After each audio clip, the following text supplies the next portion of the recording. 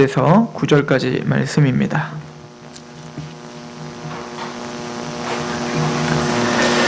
창세기 11장 1절에서 9절 제가 봉독하도록 하겠습니다. 온 땅의 언어가 하나요 말이 하나였더라. 이에 그들이 동방으로 옮기다가 신할 평지를 만나 거기 거류하며 서로 말하되 자 벽돌을 만들어 견고히 굽자 하고 이에 벽돌로 돌을 대신하여 역청으로 진흙을 대신하고 또 말하되 자 성읍과 탑을 건설하여 그 탑 꼭대기를 하늘에 닿게 하여 우리의 이름을 내고 온 지면에 흩어짐을 면하자 하였더니 여호와께서 사람들이 건설하는 그 성읍과 탑을 보려고 내려오셨더라.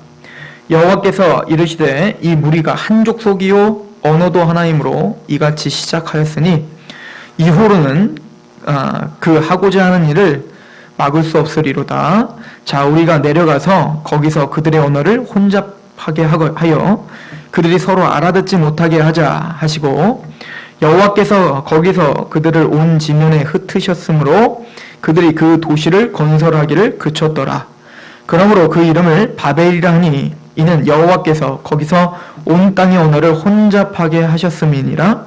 여호와께서 거기서 그들을 온 지면에 흩으셨더라. 아멘.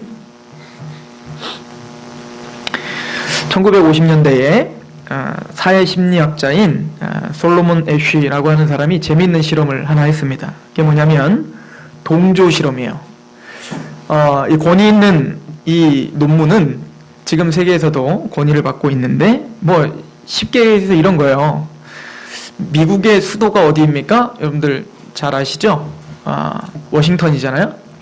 그 쉬운 답을 가지고 20명을 앞에다 놓는 겁니다. 그리고는 한 명 한 명씩 다 대답을 하게 하는 거예요. 미국의 수도가 어디입니까? 미국의 수도가 어디입니까? 라고 물어봤을 때 그 중에 예를 들어서 19명은 다 짜고 실험에 동조한 사람이고 마지막 한 사람은 아무런 상황도 모르고 거기 앉아있는 사람인 거예요. 그리고 어디입니까? 그랬더니 뉴욕이요. 그 옆에 사람도 뉴욕이요. 옆에서 당연히 뉴욕이죠. 이렇게 19명이 다 뉴욕이라고 하는 거예요. 당연히 워싱턴인데 다 뉴욕이라고 하는 거예요. 이 분위기가 어때요?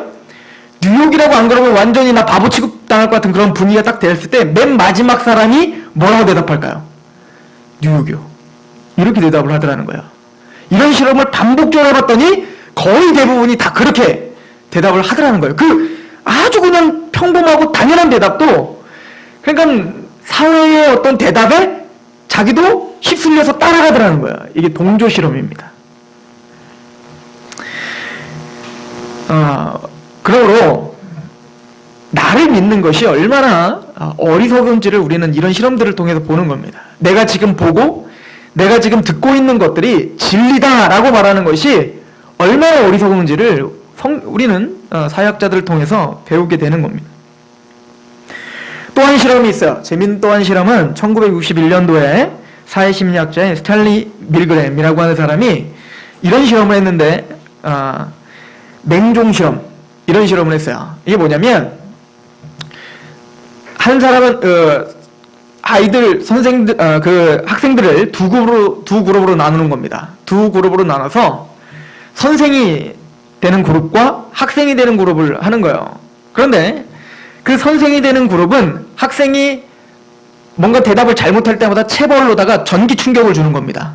전기 충격을 주고 여하튼 그 결론은 뭐냐면 이제 그 선생 그룹, 선생의 역할을 하는 그 아이들에게는 모든 책임은 우리가 지니 걱정하지 말고 너희들은 재밌게 이것만 즐기면 돼 라고 하는데 그것을 해서 어느 정도까지 그러면 지금 동료 학생이 아픔을 당하는데 그걸 거부하지 않고 실험에 참가할 것인가 어느 정도 고문할 것인가를 실험하는 건데 이 학생들이 나중에는 그 학생으로 앉아있는 아이들이 전기 충격이 너무 강해서 비명을 지르고 어떤 아이는 죽기까지 졸도하기 직전까지 갔는데도 이 아이들은 그게 재밌어서 실험을 하는 단계까지 가는 거예요. 알고 봤더니 그 전기 충격을 하는 것도 거짓말이었고 그 전기 충격을 받는 그 학생들은 다 짜고 그렇게 아픈 척을 하게 했던 겁니다.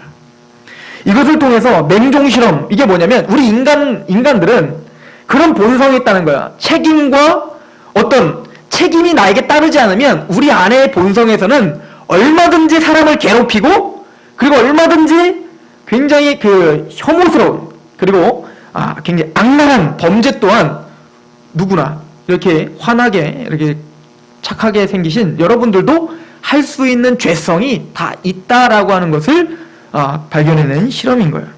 그래서 한나 아렌트라고 하는 이 여자는 2차 세계대전이 일어난 다음에 그때 악랄했던 나치 전범들을 재판을 하잖아요. 그 나치 전범들을 재판하는 그 과정을 다 참관해서 지켜봤어요. 그리고 이 나치 전범의 가장 악랄했던 아이히만이라고 하는 이 장군을 딱 보는 순간, 그리고 모든 재판 과정을 보는 순간 이 사람은 논문을 쓸 때 예루살렘의 아이히만이라고 하는 그 논문을 쓸 때 이런 문구를 합니다. 악의 평범성. 이게 무슨 얘기냐면 그 나치 전범들을 보니까 다 뭔가 악랄하고 본성 자체가 막 그런 폭력적인 사람이 아니더라는 거예요. 다 착하고 순수하고 우리가 그냥 볼 때 다 같이 볼 수 있는 그런 사람들인데 어때요? 사회가 요구하니 동조하고 또 모든 책임이 전가되고 또 그렇게 배우다 보니까 맹종하게 되니까 이제는 뭡니까? 양심도 거부해버리고 유대인들을 학살하는데 아무런 죄책감 없이 그런 일들도 자행하더라. 그래서 범죄의 평범성이라고 하는 말을 이야기를 합니다. 어찌 보면 이런 실험들을 성경과 빗대어 본다면 성경이 말하는 것과 딱 들어맞는 거죠. 얼마나 쉽겠습니까? 하나님의 말씀대로 사는 것과 세상의 요구대로 사는 것. 우리는 100이면 100, 어디 요구에 따라 사는 거예요? 세상의 요구에 살 수밖에 없는 자들인 거예요. 우리는 원래 본성 자체가 나는 주님의 길을 따라 하나님의 말씀을 따라 라고 막 각오를 하지만 세상이 원하면 우리도 그게 맞죠 라고 동조하는 자들인 거예요. 게다가 하나님은 안 보이고 세상의 주목은 더 가까이 보이는데 어떻게 우리가 이 강력한 이 흐름을 거슬러서 하나님의 나라와 복음과 그 하나님의 그 율례를 이야기하겠냔 말이에요. 100이면 100 그게 틀렸다고 얘기하고 성경은 홀로 외롭게 그게 맞다고 하니 그래서 구원받은 하나님의 백성들의 삶은 고난의 연속인 거예요. 그래서 십자가의 길이라고 이야기하고 있는 것입니다. 오늘 바벨탑의 이야기도 바로 그 얘기를 하고 있는 것입니다. 이 바벨탑을 쌓았던 이 무자비한 사람들 같으니라고, 하나님을 배반한 이 탐욕스러운 사람들 같으니라고, 하나님의 말씀, 하나님의 심판이 이미 보였고 가인에게 심판했고 또 홍수 심판을 통해서 엄청난 하나님의 그 재앙을 받는데도 여전히 무기고다 하나님을 버리고 세상의 탐욕적인 것을 따라가는 이 어리석은 자들. 근데 중요한 건 저와 여러분들이 어디 서 있겠습니까? 우리도 바벨탑을 쌓고 있는 자들이란 말이에요. 이것이 무서운 경고란 말입니다. 제가 요즘에 읽고 있는 책 중에 제국 형성이라고 하는 책이 있어요. 그 제국 모든 지금 역사적으로 있었던 모든 제국들을 어떻게 형성이 됐고 어떻게 멸망했고 이제 그런 어떤 역사를 쓴 책인데 그 책에서 초반에 몽골 제국에 대한 이야기를 합니다. 그리고는 그 몽골 제국을 연구해 보니까 모든 제국의 흥망성쇠가 거의 비슷하다는 거예요. 첫 번째는 연합을 해야 된다는 거예요. 이 몽골 제국의 이 군인들의 무서움은 연합이었어요. 하나됨. 이 하나됨 때문에 유럽까지 쑥대밭이 된 거잖아요. 동으로는 이 한국 땅부터 저 유럽 전체를 다 제패했잖아요. 그래서 역사상 가장 큰 제국을 형성한 자는 바로 이 징기스칸이에요. 60년 동안 아주 유라시아 대륙을 완전히 넘나들면서 속수무책으로 다 당했죠. 유럽의 그 강력한 군대들도. 왜 그랬냐면 아무리 멀리 흩어져 있는 사람들도 그들의 어떤 사인 하나로 전체가 소리 없이 저 멀리 저 대륙에 있는 사람들 그 빠른 말로다가 한꺼번에 확 모여서 어디선가 갑자기 구름대처럼 다 모여서 그냥 가서 박살을 내고 또 싹 터지고. 게다가 이 징기스칸은 이 상벌을 굉장히 잘했다고 해요. 그래서 자기네 편에 드는 사람들에게는 엄청난 상을 줬다고 합니다. 후하게. 그러나 반대로 자기를 반대하는 자들은 어떻게 했을까요? 철저하게 응징해버렸죠. 그래서 이 징기스칸은 유럽에서 역사가들이 연구할 때는 징기스칸은 아주 나쁜 놈이에요. 왜냐면 학살과 약탈을 엄청나게 자행해서 막 어린아이, 부녀자 다 죽여버렸어요. 그런데 이런 제국 형성들을 보면 이 바벨탑과 동일한 역사를 지금 갖고 있는 거예요. 그럼 미개니까, 예전엔 미개했으니까 그렇습니까? 아니요. 일본, 아니 지금 고도로 발달된, 그리고 학식 있다는 일본들 한번 보십시오. 신사를 참배하면서 그 2차 대전의 전범들이, A급 전범들이 있는 그 신사에 참배하면서, 그리고 제국주의를 지금 어떻게 하고 있어요? 다시 확장시키려고 하잖아요. 우리와 다른 나라들이 볼 때에는 미친 거죠. 아니 어떻게 저 정도로 사람들이 무지몽매할까? 라고 우리는 이야기하지만 그들은 어떨까요? 우리가 일본 사람이면 어떨까요? 그거를 지지하는 거예요. 왜? 우리나라의 이익과 우리나라의 어떤 강력함, 그 강력한 그 일본 제국의 그 어떤 영광스러움을 다시 되찾고 싶은 그 욕심과 탐욕이 생각을 마비시키는 거예요. 그리고는 모든 학식 있는 자들의 마음을 무너뜨리는 것입니다. 우리 또한 그렇게 잘난 사람들은 아닙니다. 가만히 생각해보면 북한을 한번 보세요. 북한이 이상한 나라라고 생각하지만 사실은 우리나라잖아요. 우리 민족과 성정이 같은 자들이잖아요. 피가 같은 자들인데 그 사람들의 행태를 보면 전혀 이치에 맞지 않은데 자기들의 국익을 위해서, 강성대국을 위해서 막 핵을 만들고 별짓을 다 하잖아요. 학살을 자행하고. 그런데 이런 사회 현상들을 통해서 우리는 물론 비판을 하지만 더 나아가서 뭘 봐야 되는 거예요? 그 안에 바벨탑이 보이는 거예요. 그죠? 하나가 되고 연합을 하여 뭐 하는 겁니까 지금? 자기의 유익과 탐욕을 위해서 자기와 반대하는 자를 학살하고 자기에게 동조하는 자는 친구로 삼아 잘해주고. 이게 지금 북한의 지금 실상이죠. 자기를 반대하는 이인자 장성택은 그냥 처단해버리고 그와 관련된 그 가족들을 계속 지금 몰살시키고 있죠. 그리고는 그 당을 연합하기 위하여 지금 인민들은 먹지도 못하는데 그 당원들은 어때요? 호의무식하면서 서로 상을 베풀고. 이것이 바로 바벨탑의 모습이었습니다. 오늘 보면 벽돌을 만들어 견고히 굽자라고 말합니다. 지금 뭐죠? 열심과 노력이에요. 열심과 노력, 그 노동, 그 사람의 에너지를 총동원하여서 견고하게 벽돌을 쌓으려고 하는 거예요. 벽돌을 쌓아서 뭐 하자는 겁니까? 우리의 이름을 내고라고 합니다.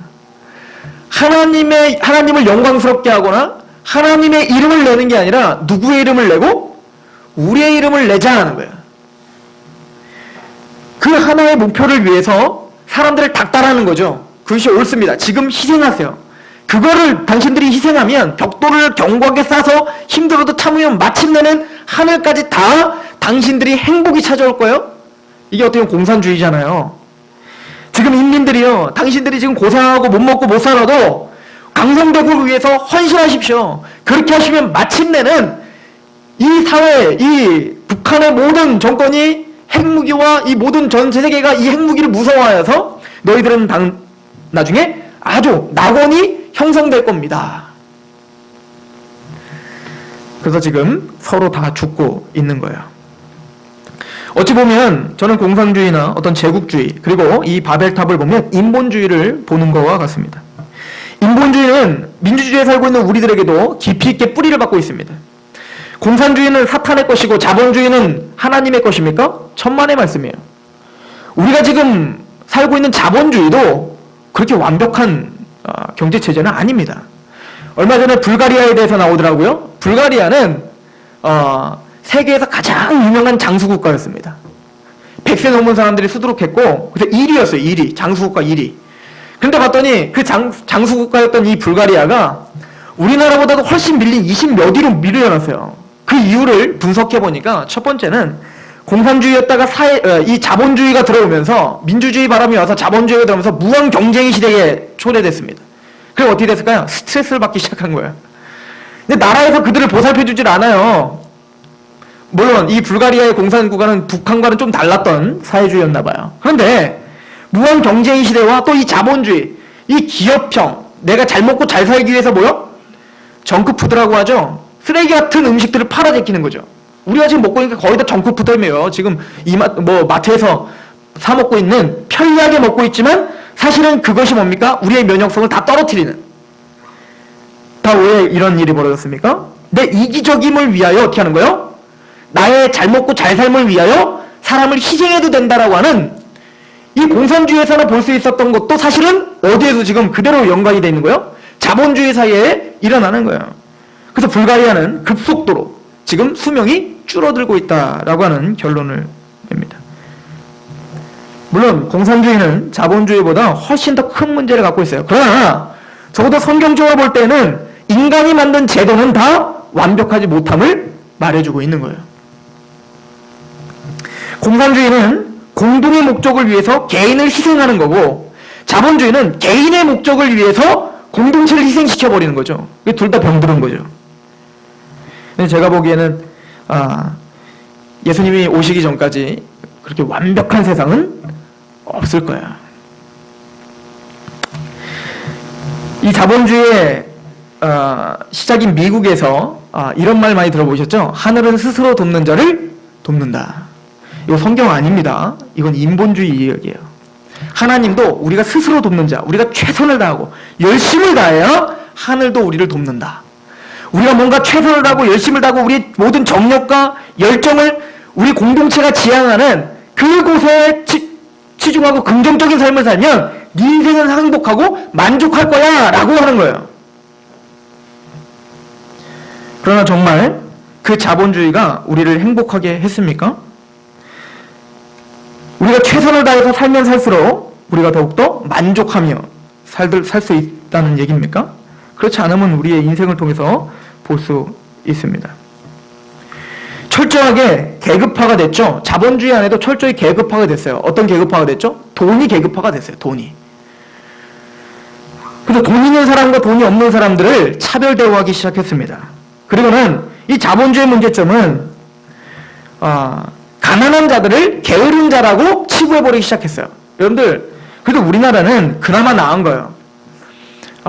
저희 동료 중에 지금 미국에서 공부를 하고 있는데 그 서양에 대한 그 동경이 굉장히 심했던, 그래서 한국을 굉장히 싫어했던, 그래서 미국에 가서 자기는 살고 미국 그 스타일이 좋다는 거예요. 그리고 이제 산지 한 2, 3년 된 것 같아요. 얼마 전에 전화를 했더니 미국에 대한 아주 저주를 하더라고요. 다시는 있을 나라가 아니라.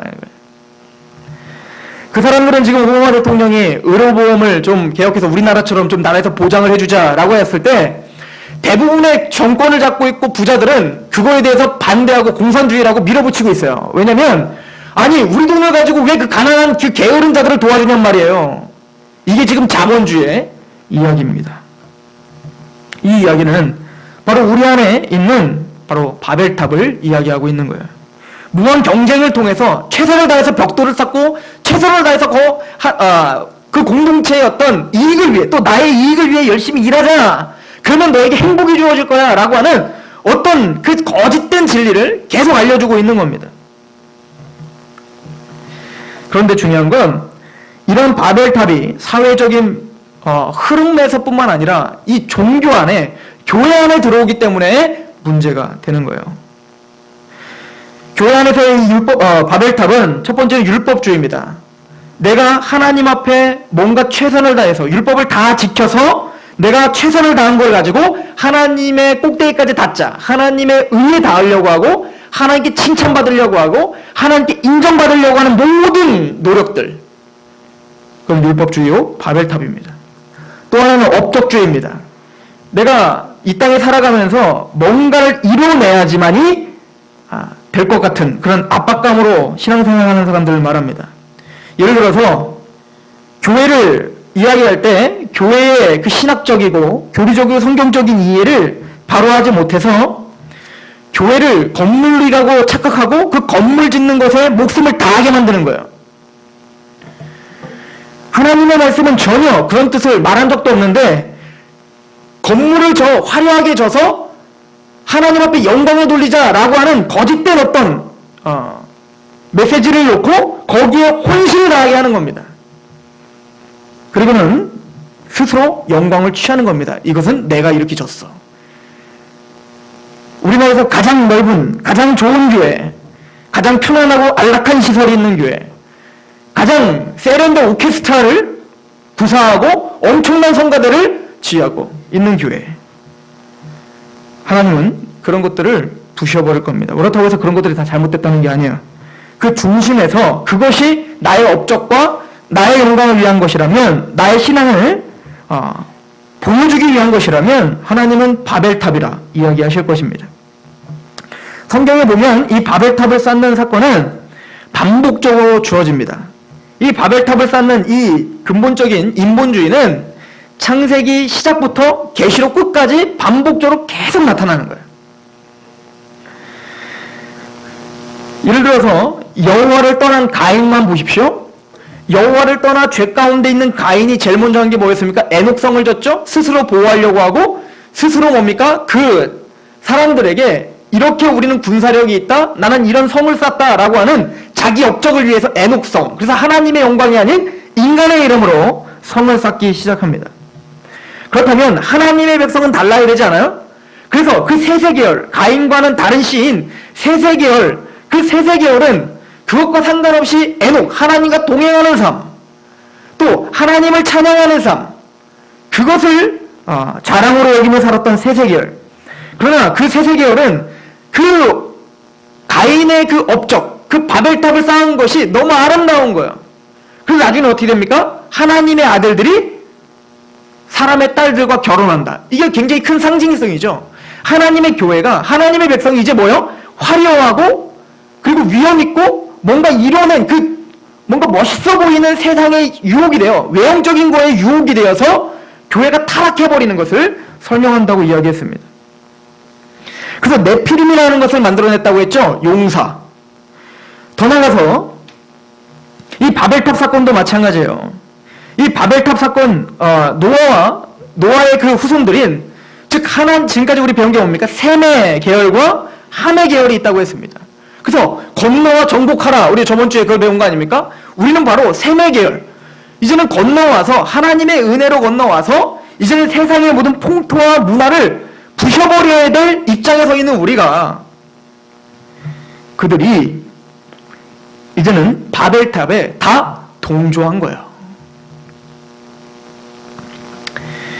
그래서 바벨탑 사건 이후에도 이 셈의 계열들이 다 어디에 이주해서 살았냐면 갈대아 우르 쪽에 가서 이주해 살았죠. 그 대표적인 사람은 누굽니까? 아브라함이잖아요. 그 아브라함과 그 아버지 데라, 그들 모두가 다 뭡니까? 갈대아 우르에서 뭡니까? 우상 숭배 지역에서 달신을 섬기면서 살았잖아요. 바벨탑이 어디에 세워진 겁니까? 시나이 땅, 즉 뭡니까? 바벨론 지역이거든요. 그럼 갈대아 우르는 뭡니까? 그 바벨론의 통치가 있는 곳이었단 말이에요. 그러니까 이 셈의 계열도 그 바벨탑을 쌓은 그 영향력 아래에서 살았다는 거예요.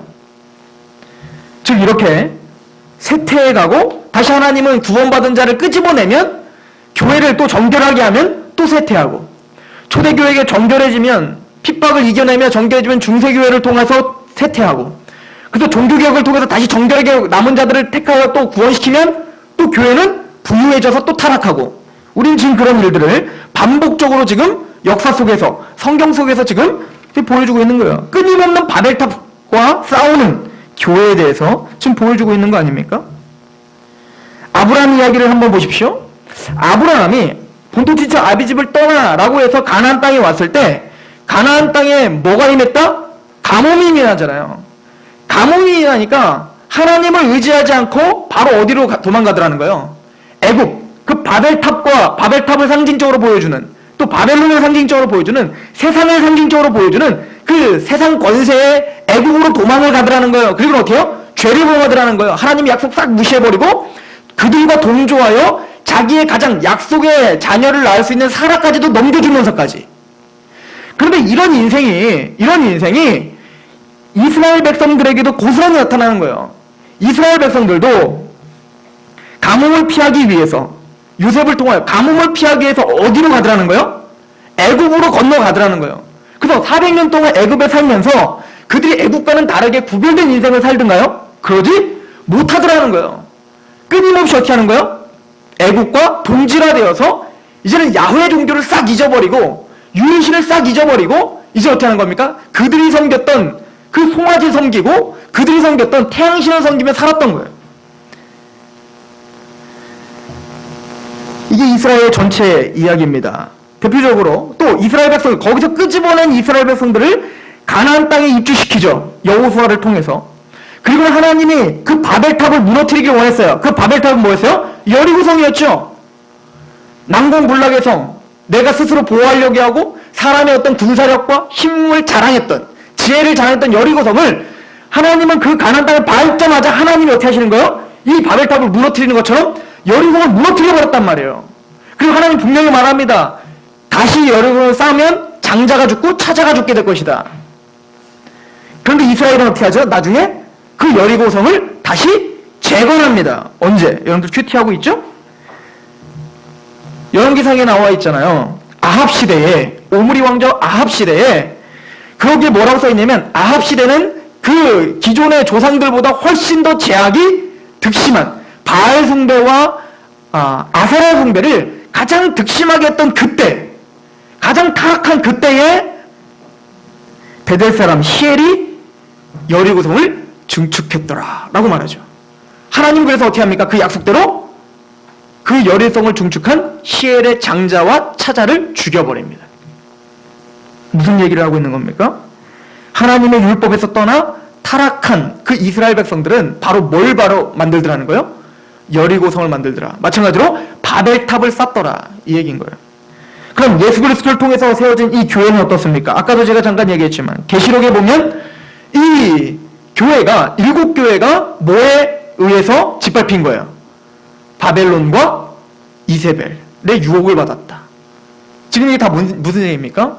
바로 세상의 어떤 정신에, 문화에 휩쓸려서 교회가 타락함을 계시록은 보여주고 있는 것입니다. 그 얘기는 바로 우리 얘기를 하고 있는 거라고 했어요. 바벨탑은 하나님이 가인의 백성, 즉 죄를 범하고 하나님을 떠난 형제를 죽인 그 가인에게 저주를 내렸죠. 그런데 이 가인의 백성들은 이 저주를 스스로 이기고 싶었던 거예요. 하나님의 이 저주를 스스로 이기고 싶어서 바벨탑을 쌓은 거예요. 또 하나는 노아 홍수 심판을 받죠. 그 홍수 심판을 스스로 이기려고 어떻게 하는 거예요? 바벨탑을 쌓는 거예요. 이 높아지고 교만된 마음이 바로 우리 마음에 끊임없이 지금 계속 끊임없이 자라나고 있다라고 성경은 말하고 있는 것입니다. 그런데 하나님은 그 바벨탑이 세워지려고 하는 그것 가운데서도 끊임없이 참신앙, 참된 교회를 보존하시고 부르시고 세우시기 위해서 일하시고 계시는 것을 성경은 계속 보여주고 있습니다. 네피림이 세워지고 이제는 죄악이 관영하여져서 이제는 스스로 쌓은 바벨탑을, 그 교만한 마음을 갖고 있었던 그래서 셈의 반열도 타락했던 하나님의 아들들이 사람의 딸들과 연합됐던 그 시대에 하나님은 하나님의 백성들, 교회를 거룩하게 보존하시기 위하여 심판하신 거예요. 그러니까 사랑인 거예요. 은혜인 거죠. 구원받은 우리의 입장에서 보면, 교회의 입장에서 보면 그게 은혜였던 거예요. 그 심판이. 왜요? 정결하게 교회를 지키기 위한 거예요. 그래서 하나님의 택함 받은 남은 자들은 다 어디다 태우는 거예요? 방주에 태움으로써 구별시켜버리는 거예요. 하나님의 교회를 하나님이 스스로 정결케 지금 보존하고 있는 역사를 보여주고 있는 겁니다. 또한 셈족의 타락을 통해서 지금 바벨탑을 쌓고 흩어졌는데도 불구하고 셈족은 지금 어디서 살아요? 지금 죄악의 도시 바벨론 지역에서 살고 있단 말입니다. 그러니까 하나님은 다시 거기에 간섭하시는 겁니다. 그래서 그 바벨론 지역에 살고 있는 바벨탑을 스스로 쌓고 있는 그들 중에 하나님의 택함 받은 자를 어떻게 하시는 겁니까? 건져내시고 택하시는 거예요. 그 사람이 누구예요? 이제부터 얘기할 아브라함인 거예요. 아브라함. 그래서 바벨탑 이야기를 끝으로 하고 이제는 누구 이야기로 딱 넘어가는 거예요? 아브라함 이야기로. 하나님은 그 교회 아브라함을 통하여서 그 교회의 거룩한 구별됨이 무엇인지를 보여주고 설명하려고 하시는 겁니다. 또한 이스라엘과 교회 안에 언약 위에 서 있는 남은 자들을 구별하시고 보존하는 걸 보여주고 있습니다. 아까도 잠깐 설명했지만 이스라엘이 바알신의 바알 숭배하는 그 시점에서 아합 왕이 그렇게 득심하여 바알 숭배라고 아세라 숭배를 누가 나타납니까? 엘리야가 나타나 어떻게 합니까? 하나님의 복음으로, 하나님의 말씀으로 바알 숭배자와 아세라 숭배자와 전투를 벌이는 장면이 나오고 누가 승리하더라? 하나님이 승리하시더라를 보여주고 있는 거죠. 그리고 하나님이 엘리야에게 하신 말씀이 뭡니까? 너에게 7,000명이 남은 자가 있다. 교회도 마찬가지예요. 교회도 하나님은 끝까지 그 바벨론과 이세벨의 유혹 가운데서도 끝까지 타락하지 않는 복음으로 단단히 서 있는 그런 교회를 남겨놓으셨습니다. 그것이 종교개혁이었고 그것이 오늘날 상록교회인 줄 믿습니다. 하나님은 반드시 그 바벨론을 무너뜨리실 것입니다. 그래서 그 모형으로 우리는 이렇게 생각하시면 돼요. 이 바벨론이요, 바벨탑을 쌓을 때 첫 번째 뭐가 하나였다? 언어가 하나였죠. 이걸 통해서 우리는 뭘 보여주는 거냐면 하나님을 대적하는 자들은 반드시 사람을 끌어모으게 돼 있어요. 그리고는 그 사람들에게 뭘 가르치는 거예요? 공동의 어떤 목표를 제시하는 거예요. 근데 그 공동의 목표는 반드시 하나님을 대적하는 것이어야 됩니다. 뭐 우리나라가 잘 먹고 잘 살자 할지, 뭐 우리나라가 제국주의를 해야 돼, 아니면 우리나라면 뭐 해야 돼, 하여튼 모든 것은 하나님을 대적하고 사람이 높아진 마음을 지금 표출하는 거예요. 그럴 때 하나님은 그들을 흩어버리고 분란을 일으키게 만들 수밖에 없는 거예요. 그게 은혜인 거죠. 그런데 이 무너진 바벨탑과 반대의 사건이 이 성경 역사에 기록이 됩니다. 그건 뭐죠? 오순절 성령 강림의 사건이죠. 예수 그리스도께서 십자가에 죽으시고 이제는 약속한 그 보혜사 성령이 임하셨습니다. 이제는 뭐가 시작되는 거예요? 오순절 날부터 교회라는 게 시작됐다고요. 교회라는 게 시작될 때 하나님이 제일 먼저 했던 게 뭡니까? 흩어졌던 구원받을 자, 택함받은 자들을 모으시는 거예요. 로마로 흩어지고 갑바도기아 여러 군데로 다 흩어졌던 자들을 한 곳에 다 모이게 하셔서 복음을 선포하고 예수 그리스도의 십자가를 선포하시고 성령의 임하심으로 말미암아 서로 다른 언어를 했던 사람들인데 그 사람들이 한 언어로 통일돼 버리는 거예요. 이게 뭐예요? 방언인 거예요. 무너졌던 바벨탑, 그 죄악으로 흩어졌던 하나님의 백성들을 이제 복음으로 어떻게 하는 거예요? 하나가 되어 모여들게 하는 곳, 이게 바로 교회인 거죠. 그러니까 바벨탑과 반대되는 이 바벨탑의 대항마, 이게 누구라는 거예요? 교회인 거예요. 저와 여러분들인 겁니다. 이제는 복음으로 하나가 되고 복음으로 한 목소리를 내는 자들을 말하는 겁니다. 물론 그런 교회, 초대교회에도 한 언어를 내고 한 복음을 말했던 그 초대교회 안에도 분열이 일어날 수 있어요. 나는 아볼로파요, 난 게바파요, 나는 예수파요, 뭐 이렇게 다 높아진 마음 때문에 그렇죠. 그럼에도 불구하고 모에는 하나인 거예요. 복음에는 하나여야 되는 거예요. 복음에는 하나여야 돼요. 그래서 교회가 스타일이 다를 수 있고 추구하는 게 다를 수 있지만 복음은 타협하면 안 되는 거예요. 여러분들의 신앙이 어떤 것, 여러분들이 뭘 좋아하고 뭘 추구하는지에 대해서는 괜찮아요. 그렇게 하세요. 뭐 기도하는 스타일이 뭐 큰 소리를 하건 뭐 작은 소리를 하건 묵상할 때 뭐 써서 하건 뭐 하고 어떻게 하든 마음대로 하세요. 그럼 적어도 복음은 하나가 되셔야 돼요. 상록교회 오셨으면 교회에 발을 들여서, 아니 상록교회뿐만 아니라 모든 교회는 다 복음 앞에 무릎을 꿇는 그 한 목소리에는 반드시 동참하셔야 됩니다. 그래야 바벨탑을 무너뜨릴 수 있죠. 그래서 재밌죠? 그 오순절 사건을 기억해 보세요. 바벨탑과 반대인 오순절 사건 때 복음이 전해지니 그 모였던 사람들은 다 어떤 사람들이에요? 바벨탑을 스스로 갖고 있었던 사람들이잖아요. 다, 그죠? 그게 다 바벨탑을 갖고 있었던 사람들이 그 바벨탑이 먼저 무너지는 겁니다. 그래서 사도 베드로가 복음을 전했죠. 너희들이 바로 그 예수를 죽였도다 라고 선포했을 때 거기 있던 무리들이 다 어떻게 합니까? 땅을 치고 통곡하기 시작하는 겁니다. 어쩌면 내가 살 수 있습니까? 어떻게 하면 내가 구원받을 수 있습니까?를 물어보는 거예요. 지금 뭐죠 이게? 심령이 가난한 자, 즉 그 높아졌던 바벨탑이 무너지는 거예요. 그렇구나, 나는 죽을 수밖에 없구나, 내 스스로 바벨탑을 쌓고 있었던 자들이구나, 결론은 내가 재앙으로 하나님의 심판을 받을 자구나를 깨닫고 무너졌을 때 주 예수 그리스도를 믿으라 라고 하는 복음이 들리기 시작하는 거예요. 그래서 교회가 세워지는 거예요. 이스라엘 백성들이 가나안 땅에 정착했을 때 그 높아졌던 바벨탑과 같은 여리고성이 무너지고 거기에는 하나님의 통치와 은혜와 그 속죄함이 있는 예루살렘이 세워져야 되는 것처럼 우리 안에 바벨탑은 무너지고 우리 안에 하나님의 통치가 임하는 예루살렘이 세워져야 되는 거예요. 그리고 저와 여러분들이 소속되어 있는 이 교회와 가정과 이 지역은 우리를 통하여서 높아진 바벨탑이 무너지는 역사를 보는 겁니다. 그리고 성경은 우리의 그 행보를 지지해주고 마침내 여러분들의 행보가 승리할 것에 대해서 이야기하고 있습니다. 우리 계시록 18장을 보고 우리 같이 오늘 말씀을 마무리 지어 봅시다.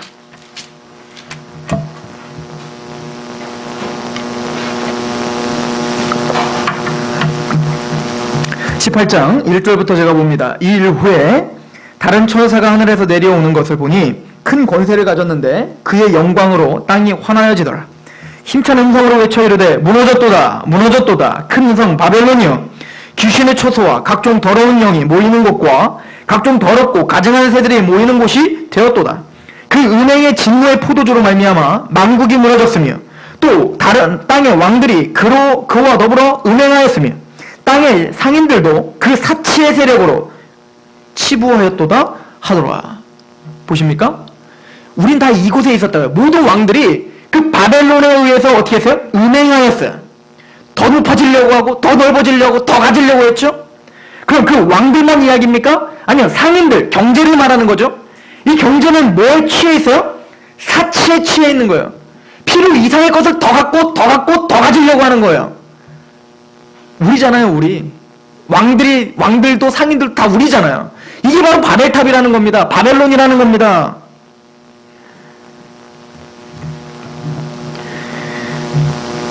사절 또 내가 들으니 하늘로부터 다른 음성이 나서 이르되 내 백성아 거기서 나와. 하나님의 백성아 어디서 나와? 그 바벨론에서 나와라는 거예요. 내 백성아 거기서 나와. 그의 죄에 참여하지 말고 그가 받을 재앙을 받지 마. 그러니까 번영주의라는 게 얼마나 무서운 이단인 줄 아십니까? 왜냐하면 번영주의는 주님은 그 사치와 그 죄악에 물들어서 나와라 라고 말하는데 그 번영주의는 뭐라는 거냐면 아니요, 이 사치와 나의 어떤 그 안락함, 바벨론을 즐기며 살고 싶은데 하나님도 믿고 이것도 좀 하게 해주세요 라고 말하는 게 번영주의예요. 그리고 더 나가서 아니 바벨론을 즐길 때 하나님 나에게 조금 더 윤택하게 즐길 수 있도록 좀 도와주세요. 나 하나님 인정하니까 라고 그 바벨론 지역에서 자꾸 뻗팅기는 게 번영주의란 말입니다. 아니요, 하나님은 거기서 나와라 라고 말해요. 나와라. 내 백성아 거기서 나와. 그의 죄에 참여하지 말고 세상의 정신대로 살지 말고 세상의 가치관대로 살지 말고 그가 받을 재앙을 받지 말라. 이게 예루살렘이에요. 이게 거룩한 단장을 한 예루살렘의 모습인 거예요. 그 바벨탑이 무너지고 바벨론에서 나와. 아브람처럼 거기서 나와. 가뭄이 있고 고통이 있지만 약속한 땅 가나안 땅으로 와라 라고 말하는 것. 이것이 복음이에요. 회개하고 주 예수 그리스도를 믿으라. 그 말에는 이 모든 게 포함되어 있는 거예요. 5절 그의 죄는 하늘에 사무쳤으면 하나님은 그의 불의한 일을 기억하신지라. 그가 준 대로 그대로 그에게 주고 그의 행위대로 갑절을 갚아주고 그가 섞은 잔에도 갑절이나 섞어 그에게 주라. 그가 얼마나 자기를 영화롭게 하였으며 이게 뭐예요? 바벨탑의 이야기인 거예요. 그가 얼마나 자기를 영화롭게 하였으며 사치하였으니 그만큼 고통과 애통으로 갚아주라. 이 땅에서 더 부하려고 하고 더 사치하려고 하고 더 가지려고 하고 그거에 목매었던 자들 그만큼 하나님이 고통과 애통을 줄 것이에요. 그가 마음에 말하기를 나는 여왕으로 앉은 자요 과부가 아니라 결탄코 애통함을 당하지 아니하리라. 이게 지금 정신 못 차리는 거죠. 아니요, 나는 이만큼 잘 사는데 이만큼 화려한데 누가 날 끌어내리냔 말이야. 그러므로 하루 동안에 그 재앙들이 이르니 곧 사망과 애통함과 흉년이라. 하루 동안 너희들이 그런 탐욕과 세상에 가득 차서 그렇게 살았던 바벨탑을 쌓고 바벨론을 추앙하며 살았던 그 모든 인생을 하루아침에 물거품으로 만들어버리마. 이게 심판이죠. 주님의 재림인 겁니다. 그것 또한 불에 살라지리니 그를 심판하시는 주 하나님은 강하신 자다. 너희가 무시하고 있는 그 하나님은 강하시다. 9절 그와 함께 음행하고 사치하던 땅의 왕들이 그가 불타는 연기를 보고 위하여 울고 가슴을 치며 그의 고통을 무서워하여 멀리 서서 이르되 화이또다 화이또다 큰 성 견고한 성 바벨론이여 한 시간에 내 심판이 이르렀도다. 이 왕들을 볼 때 우리는 성경에 다 보이는 거예요. 네피림, 그리고 애굽 왕, 또 바벨론의 느부갓네살, 또 신약시대 로마의 황제들, 또 오늘날의 엄청난 부귀영화를 계속 끊임없이 추구하는 공산주의 당원들, 또 우리들. 하나님은 그 바벨론을 무너뜨리시기 위하여 일을 진행하고 계십니다. 14절 보시겠습니까? 바벨론아, 내 영혼이 탐하던 과일이 내게서 떠났으며 맛있는 것들과 빛난 것들이 다 없어졌으니 사람들이 결코 이것들을 다시 보지 못하리로다.